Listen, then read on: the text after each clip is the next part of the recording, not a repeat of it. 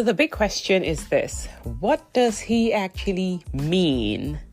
Well, today we're decoding the things men say in the early days of dating that they might not truly mean. My name is Nwosu, and welcome to the Second Chances podcast, a love journey in black and white.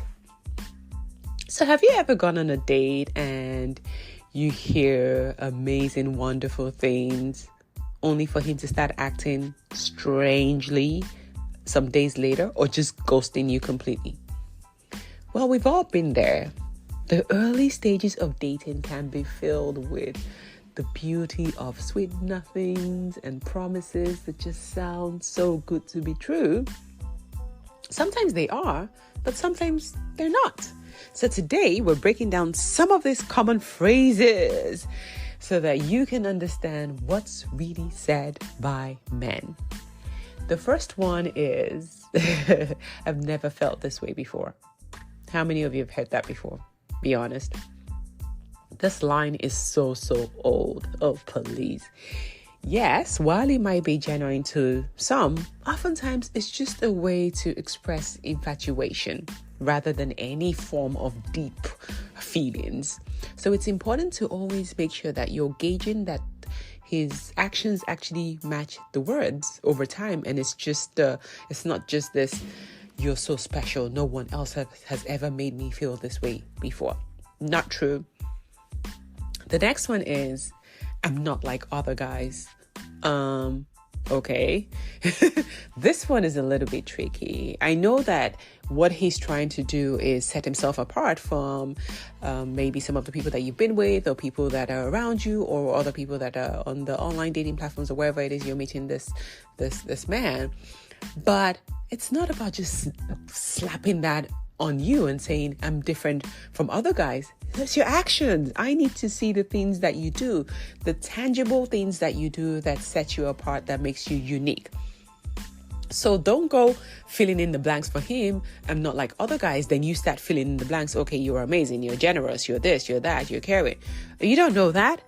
So when a man says that, just leave it at face value and allow his actions to reveal whether truly he is different. He is a knight in shining armor, or not just someone who's talking about it.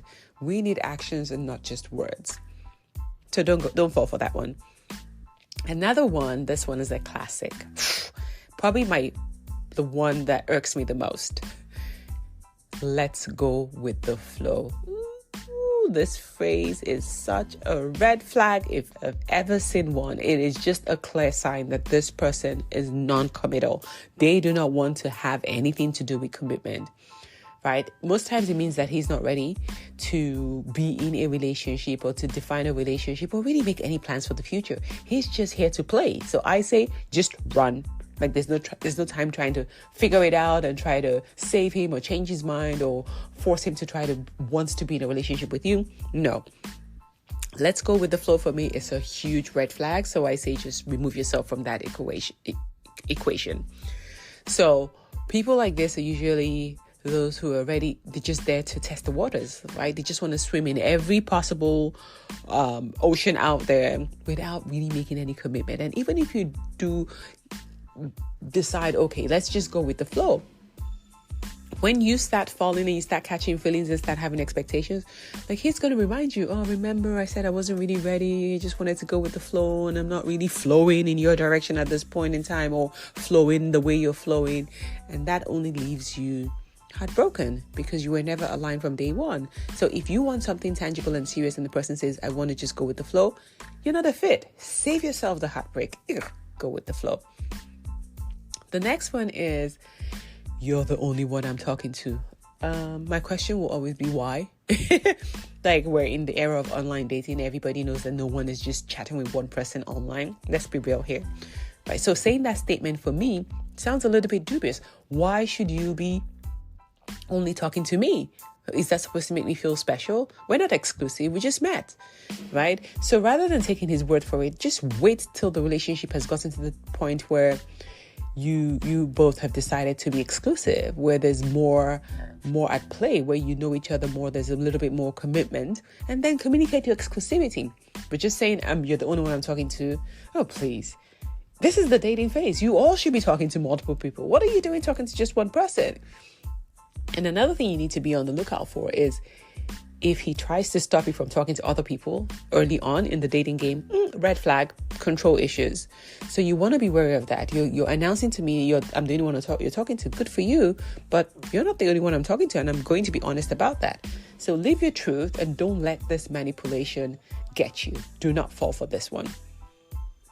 And the last one for me is at the end of a date, I'll call you. Oh my God. Sometimes, they really mean that they're going to call you. But a lot of the times, this is a non-confrontational way to end a date without hoping or planning to see you again. So this is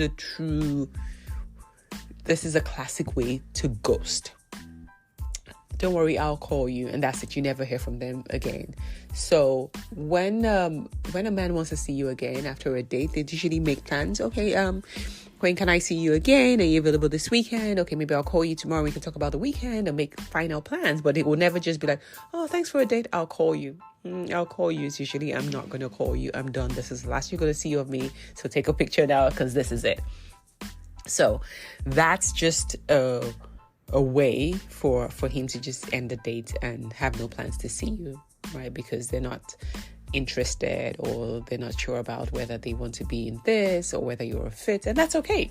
But many people are not able to just say that. So I'll call you. It's just an easier way to just get out of that. So I get it. In the early dating phase, it's very common for people to put their best foot forward, and what ends up happening is they tell you the things that they think the other person wants to hear, because you don't want to hurt people. You're on a date, but you still want to be seen as this amazing, nice person. So you say these things to endear them to you, right? So it doesn't mean that some of it is not coming from a good place, but sometimes it's just empty, or it's just too soon. You're not so sure. You've only just met, or you've only had a couple of dates.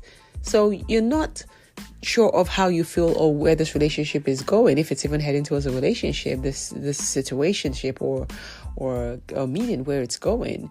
So there's no need to say all these things, but you might hear these things and start running with it. So hold your horses. Don't be in a hurry to start running with any of these things. These are just phrases that men say.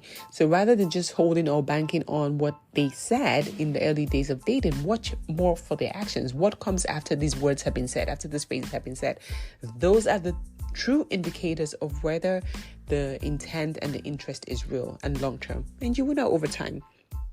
So that's it for me. Just some phrases, some very interesting phrases that you can maybe decode now from a man's perspective and know that he doesn't really mean it. He's saying it maybe from a good place, but do not take it word for word. Don't be as literal in your interpretation of what it actually means. Well, thank you for listening to today's episode on the Second Chances podcast, a love journey in black and white. Till next time, sending you love and light.